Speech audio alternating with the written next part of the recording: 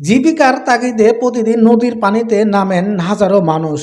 কিন্তু হঠাৎ যদি দেখেন ভিনদেশি অস্ত্রধারী দল স্পিডবোট নিয়ে আপনার সীমানায় ঢুকে বন্দুক উঁচিয়ে ধাওয়া করছে, ঠিক এমনই এক রুদ্ধশ্বাস পরিস্থিতি তৈরি হয়েছে কক্সবাজার ও টেকনামের নাফ সীমান্ত এলাকায়। মিয়ানমার সশস্ত্র বিদ্রোহী গোষ্ঠী আরাকান আর্মি দিনের পর দিন বাংলাদেশের জলসীমায় প্রবেশ করে অরাজকতা চালাচ্ছেন। একের পর এক জেলের অপহরণ, মাছ ও মালামাল লুট এবং নৌকা ছিনতাইয়ের মতো দুঃসাহস দেখিয়ে যাচ্ছে এই সশস্ত্র গোষ্ঠীটি।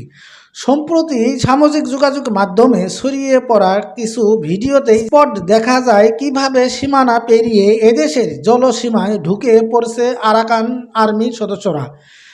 এক সময় মাছ ধরার জন্য নাফ নদী ছিল এখানকার জেলেদের প্রধান ভরসা, কিন্তু এখন সেখানে গেলে প্রাণের সংশয় তৈরি হয়। সাধারণ জেলের বেশে এসে হঠাৎ অস্ত্র উঁচিয়ে ধরে মাছ ধরার ট্রলার ছিনতাই করে উধাও হয়ে যাওয়ার মতো ঘটনা নতুন কিছু নয়।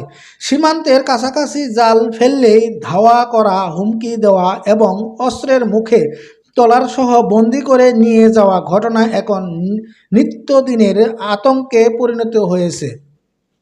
পরিসংখ্যান দেখলে এই সংকটের চিত্রটি আরও ভয়াবহ মনে হবে। বর্ডার গার্ড বাংলাদেশ বিজিবি এর দেওয়া তথ্য অনুযায়ী কেবল গত বছরে 60টি ট্রলার সহ অন্তত 357 জন বাংলাদেশি জেলেকে অপহরণ করে নিয়ে যায় আরাকান আর্মি। পরবর্তীতে বিজিবির জোরালো সীমান্তে তৎপরায় 189 জন জেলেকে দেশে ফিরিয়ে আনা সম্ভব হয়, কিন্তু এরপরও থামেনি তাদের অপতৎপরতা। এই বছরে পরিসংখ্যা উদ্বেগজনক। ফেব্রুয়ারি আলোচনার মাধ্যমে বিজিবি অন্তত 73 জন জেলেকে উদ্ধার করে আনেন। মার্চে টেকনামের নাফ নদী থেকে আরও 13 জন জেলেকে অপহরণ করা হয়। এপ্রিলে আবার 7 জন জেলেকে ধরিয়ে নিয়ে যাওয়া ঘটনা সামনে আসে। ভরা মৌসুমে যেখানে বিপুল পরিমাণ মাছ পাওয়ার কথা, সেখানে প্রাণের ভয়ে নদীতে নামতে সাহস পাচ্ছেন না হাজারো মৎস্যজীবী।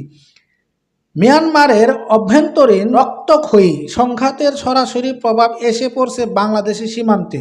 রাখাইন রাজ্যে মিয়ানমারের সরকারের বাহিনীর বিরুদ্ধে যুদ্ধ চালিয়ে আরাকান আর্মি বর্তমানে এই অঞ্চলে একটি বড় অংশ নিয়ন্ত্রণ করছে।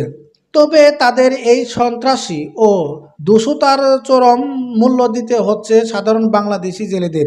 একদিকে অভাব ও পরিবারের চালানোর তাগিদ, অন্যদিকে যে কোনো মুহূর্তে কিডন্যাপ হওয়ার আতঙ্ক। এই দুইয়ের মাঝে দাঁড়িয়ে কাজ করছেন উপকূলের মানুষগুলো। প্রশ্ন উঠছে, নিরাপত্তার উপযুক্ত সুব্যবস্থা না থাকায় কতদিন এভাবে প্রাণের ঝুঁকি নিয়ে নদীতে নামবেন সাধারণ জেলেরা? পরিস্থিতি সামাল দিতে সীমান্ত পাহাড় ও নাফ নদীতে টহল জোরদার করছেন বর্ডার গার্ড বাংলাদেশ বিজিবি। প্রতিনিয়ত আরাকান আর্মি এবং মিয়ানমারের কর্তৃপক্ষের সাথে সীমান্ত আলোচনার মাধ্যমে অপহরণদের ফেরত আনার প্রক্রিয়া চালিয়ে যাচ্ছেন। তবে বিশ্লেষকরা মনে করছেন নাফ সীমান্ত ও বাংলাদেশের জলসীমার নিরাপত্তা বজায় রাখতে আরও কঠোর পদক্ষেপ এবং অত্যাধুনিক প্রযুক্তির মাধ্যমে নিয়মিত নজরদারি প্রয়োজন, যেন কোনো অবস্থাতে ভিনদেশি কোনো সশস্ত্র বাহিনী বাংলাদেশের ভেতর ঢুকে দুঃসাহস না দেখাতে পারে। সীমান্তের এই সংবেদনশীল বিষয়টি নিয়ে আপনার মতামত কি? নাফ নদীতে জেলেদের নিরাপত্তা নিশ্চিতে আরও কি পদক্ষেপ নেওয়া উচিত বলে আপনি মনে করেন? তার মন্তব্য কমেন্ট বক্সে লিখে জানান। Desk report, MRJ TV news.